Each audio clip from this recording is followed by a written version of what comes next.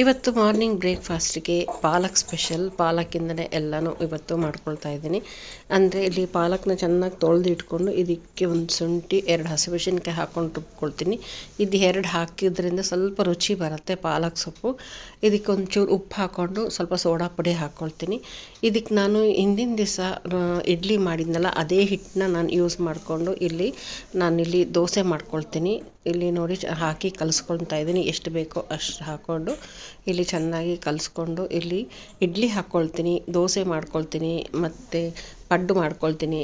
ಏನು ಬೇಕೋ ಮಾಡ್ಕೊಳ್ಬೋದು. ಇದರಲ್ಲಿ ತುಂಬಾ ಚೆನ್ನಾಗಿ ಬರುತ್ತೆ. ಇದು ರುಚಿಗೆ ಸ್ವಲ್ಪ ಒಂದು ಸ್ಪೂನಷ್ಟು ಶುಗರ್ ಹಾಕ್ಕೊಳ್ತೀನಿ. ಶುಗರ್ ಹಾಕಿದ್ರೆ ಸ್ವಲ್ಪ ಟೇಸ್ಟ್ ಚೆನ್ನಾಗಿರುತ್ತೆ. ಸೊಪ್ಪು ಸ್ವಲ್ಪ ಒಗ್ಗರಲ್ವ, ಅಷ್ಟು ಟೇಸ್ಟ್ ಬರೋದಿಲ್ಲ. ಹಾಗಾಗಿ ಶುಗರ್ ಹಾಕ್ಕೊಂಡ್ರೆ ಸ್ವಲ್ಪ ಟೇಸ್ಟ್ ಬರುತ್ತೆ.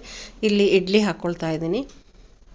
ಇಡ್ಲಿನೂ ಹಾಕ್ಕೋಬೋದು. ದೋಸೆ ಗರಿ ಗರಿಯಾಗಿ ಬರುತ್ತೆ, ತೆಳುವಾಗಿ ಹಾಕ್ಕೊಂಡ್ರೆ ಚೆನ್ನಾಗಿ ಬರುತ್ತೆ. ಮತ್ತು ನಾನು ತುಪ್ಪ ಹಾಕ್ಕೊಂಡು ಸ್ವಲ್ಪ ರೋಸ್ಟ್ ಮಾಡ್ಕೊಳ್ತೀನಿ. ಇದಕ್ಕೆ ನಾನು ಪಡ್ಡು ಹಂಚಿಟ್ಕೊಂಡು ಅದಕ್ಕೂ ಸ್ವಲ್ಪ ತುಪ್ಪ ಕೆಳಗಡೆ ಹಾಕ್ಕೊಂಡು ಇದರಲ್ಲಿ ಫ್ರೈ ಮಾಡಿಕೊಂಡ್ರೆ ತುಂಬಾ ಚೆನ್ನಾಗಿ ಬರುತ್ತೆ, ಟೇಸ್ಟ್ ಬರುತ್ತೆ ತುಂಬ ಹಾಕಿದ್ರೆ. ಮತ್ತು ಹೆಲ್ತಿಗೂ ಒಳ್ಳೆಯದಲ್ವ ಪಾಲಕ್ ಸೊಪ್ಪು. ಈ ರೀತಿ ಟಿಫನ್ ಇವತ್ತು ಬ್ರೇಕ್ಫಾಸ್ಟ್ ರೆಸಿಪಿ ನಮ್ಮ ಮನೆಯಲ್ಲಿ ಇವತ್ತು ರೆಡಿ ಮಾಡ್ಕೊಳ್ತಾ ಇದ್ದೀನಿ.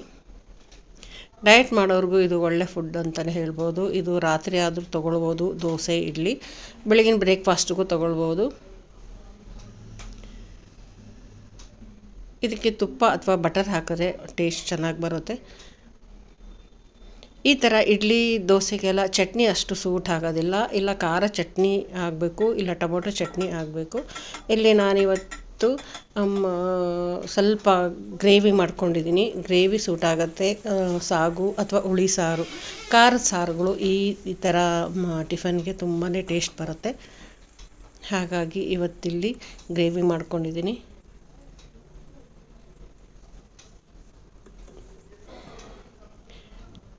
ಇರೋ ಹಿಟ್ಟನ್ನೇ, ಅಂದರೆ ನಾವು ಒಂದ್ಸಲಿ ಇಡ್ಲಿ ಅಥವಾ ದೋಸೆ ಮಾಡಿರೋ ಅದೇ ಬ್ಯಾಟರಲ್ಲಿ ನಾವು ಈ ರೀತಿ ಯಾವುದಾದ್ರೂ ವೆಜಿಟೇಬಲು ಅಥವಾ ಈ ರೀತಿ ಸೊಪ್ಪುಗಳನ್ನ ಹಾಕಿ ನಾವು ಈ ರೀತಿ ಟಿಫನ್ಗಳು ಕೂಡ ಮಾಡ್ಬೋದು. ಬೇಗ ಆಗುತ್ತೆ. ಹೇಗಿದೆ ಅಂತ ಕಮೆಂಟ್ ಮಾಡಿ ಹೇಳಿ. Thanks for watching. ಸಬ್ಸ್ಕ್ರೈಬ್ ಮಾಡೋದನ್ನು ಮರಿಬೇಡಿ.